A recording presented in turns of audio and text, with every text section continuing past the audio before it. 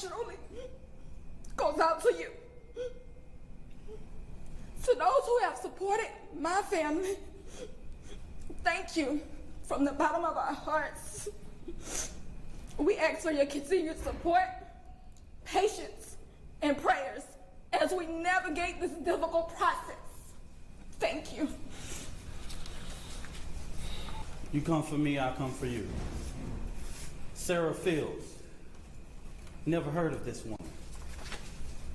This is the kind of despicable things that led to the father being here. Political operatives motivating this family with hate. Karmelo Anthony posted on something that shows, posted here. These are the type of lies that are threatening this family. Posting the family's picture. These are the type of lies. She's getting millions of views. You know, I said it was only a matter of time until Karmelo Anthony's father spoke, but you know, damn it, bro. I thought you were gonna do a press conference, or you were gonna have a lawyer read your statement, or maybe you would go to a reputable news station and say your thoughts. Man, oh my God. Ladies and gentlemen, there's this random TikToker called Israel ELT Ratch47 God or some shit like that, right? He goes on this random guy's TikTok to just go and have a little rant. Now, I don't know why he picked TikTok of all things to break his silence, but it just came off as like, bro, where's your mind? This is how I know Karmelo Anthony. Let me not assume, but I feel like they didn't teach this kid certain things that would have kept him out of trouble long enough. Because what type of shit is this? His dad is doing shit that I would have never done in my. You went on social media to clear up a few things. Of all places, you go to TikTok in a room full of random people to try to give your son's side of the story. How does that make sense to you? Now we're gonna go ahead and watch the little live stream. It's like a 2-minute long clip, but his dad really comes in there and starts laying shit down for the folks, for the random nobodies online. Why are you trying so hard to fight public perception? It's already fucked. You're publicly seen as the bad person. Why are you gonna go up there and make it worse for yourself? And make no mistake, all the people who are saying like, yeah, Karmelo's a hero, blah, blah, blah, they know they're lying to their damn self too. The majority of people in general know that this is a fucking mess. And his dad's just making this shit worse. But anyway, you know, he was crying on the news, crying behind Daddy Dominique. He should have just hugged Dominique from the back real quick and told him, I love you, brother. That's what he should have did. But now, he wants to say a few words. So let's go ahead and check this thing out real quick.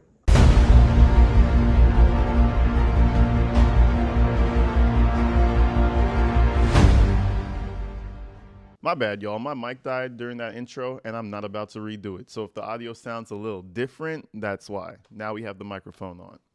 But anyway, let's get into this live stream. To give you a little bit of context, this group, let me say it right, Israel Elteric 7 God, right? This TikTok page apparently goes live and they discuss things. So, you know, I don't really know about the page that deeply, but apparently they come up here and they have discussions about topics in society. And they were talking about the Karmelo Anthony situation. So you got some people calling him hero. You got some people saying he shouldn't bring a knife to school in the first place. They're just talking. And during that time is when Karmelo Anthony's father joins the conversation. So let's check this out. First time we're hearing this voice, at least on my side.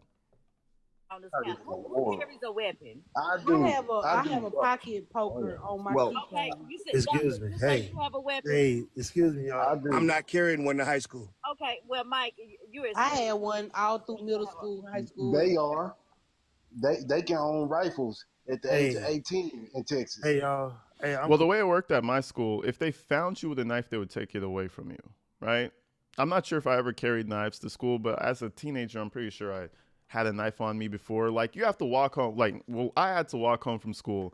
I've gotten robbed before. Actually, a couple of times, attempted robbery. You know, just they try to take your shit. You're a kid. Sometimes you feel like you need to take things with you. But the one thing I will say if the school ever caught you with one, they would take that shit away from you. You're not supposed to have it. And that's coming from a school in a different country. So I'm assuming in America too, like, come on, no knives at school, guys. Like, come on. We knew that if we got caught with the knife, they would take it away from us. It's not like we're trying to go around the school stabbing people, but you would want to have it on you, right? We all knew that if they caught us with a knife, they would take it away from us because what the fuck? So this is not rocket science. We don't carry guns and knives to school. Like, what the fuck are we talking about, brother? You know what I mean? Why are we even discussing that shit? But I guess they felt the need to discuss it. She carried a poker to school. Okay. Did you get caught? Did you stab somebody at school with it? Like, come on, what are we talking about? In Texas. Hey, y'all. Hey, I'm Karmelo's dad. I just want to say something. Hello? Y'all, can y'all hear me? Yeah. So, first thing, let's get something understood. He wasn't charged for carrying a knife. If y'all look at it, he was only charged for murder one. Secondly, the same guy that just said about him taking his son to school to fight. So what about if you take your son to school to fight and your son knock him out and kill him? Then what? Unalive. What do you do then? Well, what you do then is go to the police and face your consequences. Like this guy.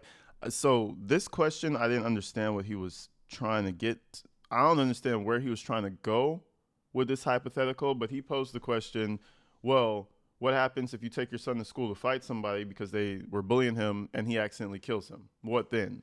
I'll tell you what happens then. You're probably going to go to jail, big dog. What the fuck are you talking about? Like, I don't know. This is why we have decisions in life that we make. You feel disrespected, you want to fight that man? Go ahead and fight that man. But if you kill him, then there's consequences there. It's the same as Carmelo Anthony carrying the knife to school. Okay, maybe he wasn't intending to use it, but then you go ahead and use it. Then you gotta face up to those consequences. Like it's not the same. This is what I feel like he's trying to say, but it's not the same. It's not the same as somebody's bullying my son. I'm not even there, or maybe I am, but somebody's bullying my son, harming him, and he reacts and protects himself, and that kid accidentally dies.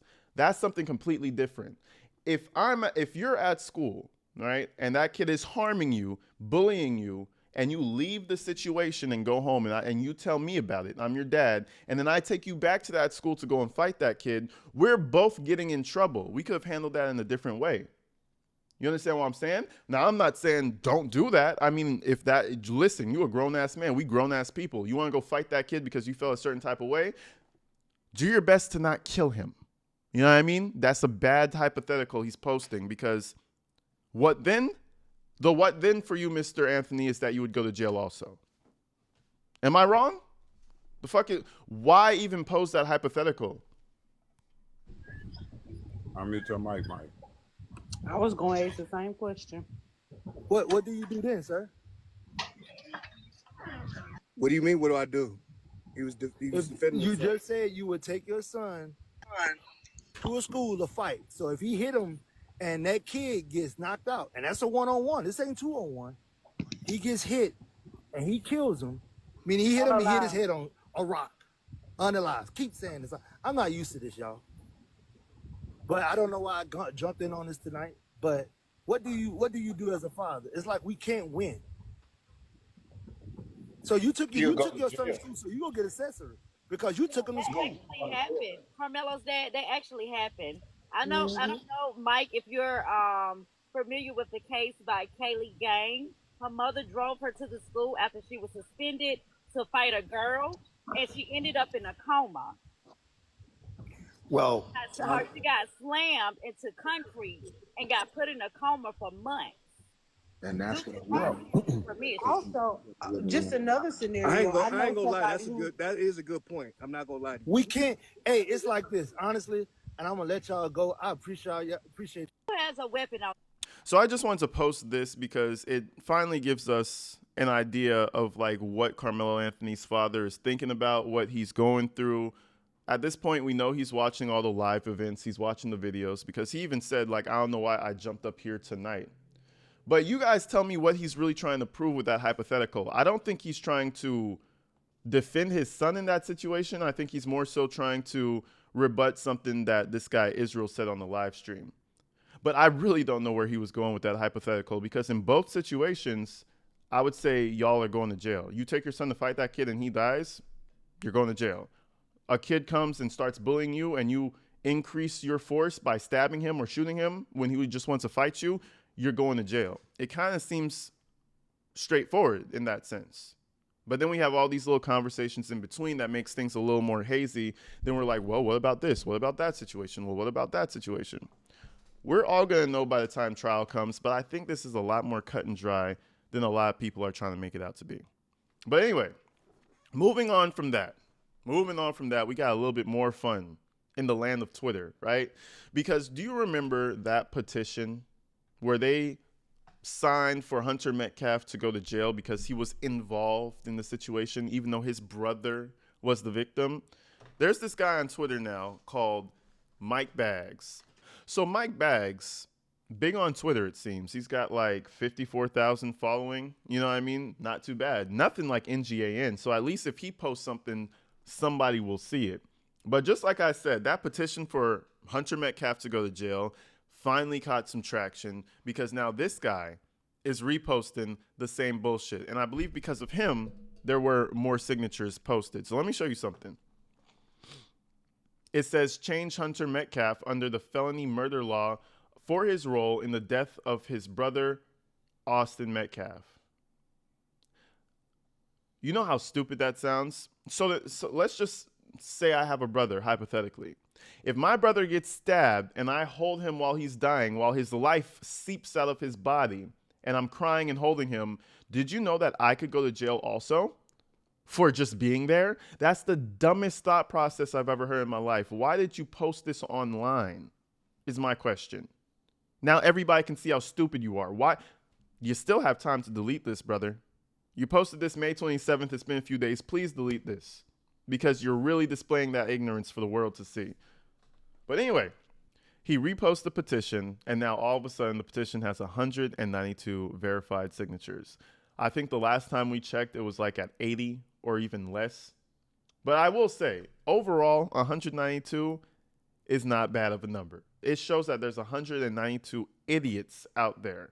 And compared to the rest of the country, that's literally nobody. If there was any type of belief, or if anybody actually truly believed in this movement, this would have had at least 5,000 signatures. Just like, you know, Karmelo Anthony's GoFundMe or the Metcalf GoFundMe, people send to that because they actually believe in it. This, on the other hand, got 192 signatures. That proves to you that everybody in the world are not fucking idiots, because nobody signed this shit. The only people who signed this shit were the trolls in their mom's basements. So anyways, I just wanted to show you that. And I just wanted to show you how you have these large media outlets now trying to repost shit like this just to get some clicks and views and just to rile up some controversy on their channel. That's what it really is. They're trying to rile up some traffic through their channel because it's been a dry summer so far. I mean, bro, go make money doing something else if that's the case. You know what I mean? But anyways, I just wanted to show this to you. Every day there's something new. The main thing that kind of shocked me, though, was that Austin Metcalf's dad actually spoke on that live stream, because you know they're going to use that against him now. Now, obviously, it might not be in court, this and that and the other, but there is a thing called a tainted jury. Do you think, bro, everybody in Texas knows about this shit now. And you're just making it even harder for your fucking son, Mr. Anthony. You guys let me know what you think. Shout me out in the comments. I'll see you real soon, man. But until then, stay inside and stay safe. Keep your kids away from knives, unless they're good with them and they don't kill people. I'll see you later. Peace.